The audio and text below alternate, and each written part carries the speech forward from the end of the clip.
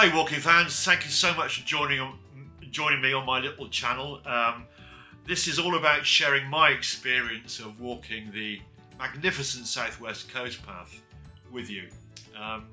It's something that came about following a change in my life. I was approaching a milestone moment and we discussed moving back to Bristol from London, where we'd lived for a long time. Moving back to my home city where I was born, bred, raised. And we did it. We did it in 2018. And the single best thing about moving back to Bristol, by a long stretch, was being able to see the friends I'd kept over all those years on a far more regular basis. And one of those was Andy. And when I first moved back, we did a lot of cycling together. And then one freezing, horrible November day in late 2019, I decided to pop down to Dorset, where Andy was on holiday with his wife Hills, and meet up and go for a bit of a walk and maybe have a pub lunch. And that's what we did. And we chose, of course, to walk up the highest cliff in southern England, Golden Cap, a very favourite spot of Andy's and a special place for me also. One of the places we visited on our first ever geology field trips many, many years ago. So up we went, and as we were up there, we started talking about walking. And within 24 hours, we'd gone from maybe a little bit of a coastal walk in Dorset to having a go at the whole darn thing. Yep, we decided 2019 we would do the Southwest Coast Path. And in short order, we joined the association, this lot. We started planning on my maps, the routes we'd take, and looked forward to it immensely. We did think at this early stage, 630 miles, will we finish it? Or will it finish us? Nevertheless, off we eventually set. Probably a year later than we originally anticipated, because 2020 was a year impacted, of course, by the coronavirus. And although we walked, we only went local. And it's during these local walks, mainly up in the Cotswolds, that for lockdown-related reasons, we pioneered our two-car approach, which is what we stuck with pretty much the entire time of walking the coast path. We used two cars, Andy and my car. We'd both drive to the end point for the day's walk, and then one of us would shuttle back to the start point, ferrying the two of us, of course, and we then walked from one car to the other.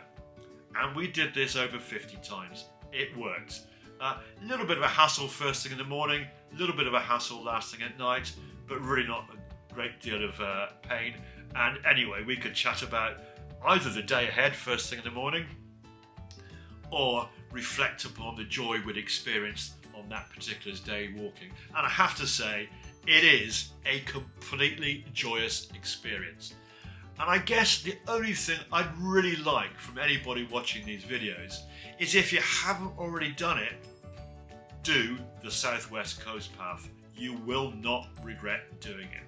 It's still, in my view, an undiscovered asset that is there for just sheer pleasure. It basically costs you nothing to do either.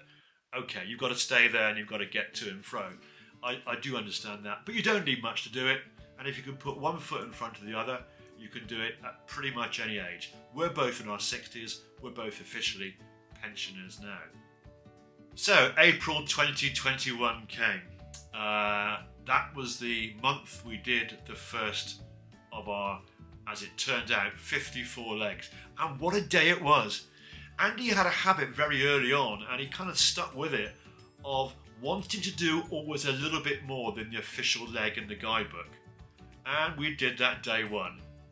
I won't say he regretted it, but to this day, Andy will still maintain that the hardest day of the entire lot for him was leg one, from Minehead all the way down into Exmoor, well, say down, up onto Exmoor, about 1,300 feet above sea level at a place called County Gate. What a day that was.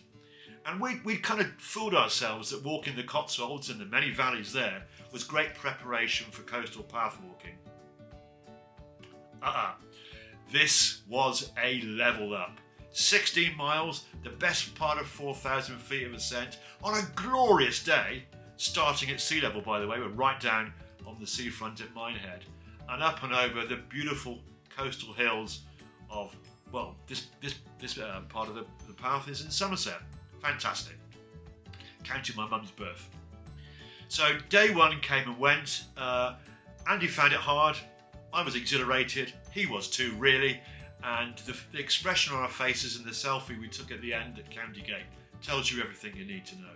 We knew then that we could do this thing. It was just really a question of organisation, financial resources, of course, and mindset. It's all about mindset. So off we set. 30 months later, we did it in 54 separate legs, most of them using the 2-car shuffle. Sometimes we had a chauffeur, my beloved Emma, but mostly we were on our Todd. We stayed all over the southwest and like to think that we came with a healthy degree of respect for being guests in such a beautiful land. For those statistically minded amongst you, we averaged 14 miles a walking day. We climbed the equivalent of just over 4 Mount Everests, 120,000 plus feet, I think, in the end. And on some days, it seemed we did a fair proportion of that in one chunk, particularly the North Devon, North Cornwall stretch. Although there was, as there often is with a day's walk, there was a stinger right at the end of the 54 legs, and the walk eastwards from Lulworth Cove to Worthmer Travers. That's a hard one. That's a real cracker, and it really reminds you right at the end of this experience, if you do it the way we did, starting on the north coast and going west and then coming back east to South Haven Point, beautiful Studland and Dorset. It does remind you of the fact that this is quite a physical challenge at times. No question about that. So I guess in summary, what I really wanted to just sort of convey to you is the sheer magnificence and joy of doing this thing. I cannot recommend it highly enough. I'm gobsmacked, to be honest, that more people haven't discovered it. I don't know how many people do it in a year. I don't know how many people have done it since it was first bequeathed to the nation in 1973. So we completed it in the 50th anniversary year of the formation of this jewel in the walking crown in Britain. And yes, there's many other walks here as well, and Andy and me are determined to keep going because this wasn't a one-off retirement job. This is part of an adventure that we are going to continue having, no question either of our minds about that. And if you watch the final programme in this series, the epilogue as it were, you'll see my thoughts about that and what I took from this incredible experience that we had over 30 months, 54 walks, uphill and down dale. Or I should really say, up cliff and down Coombe. Those are the typical place names that you have. So, I guess, my final word to you, by way of introduction to the mighty Southwest Coast Path adventure, is simply this: just do it.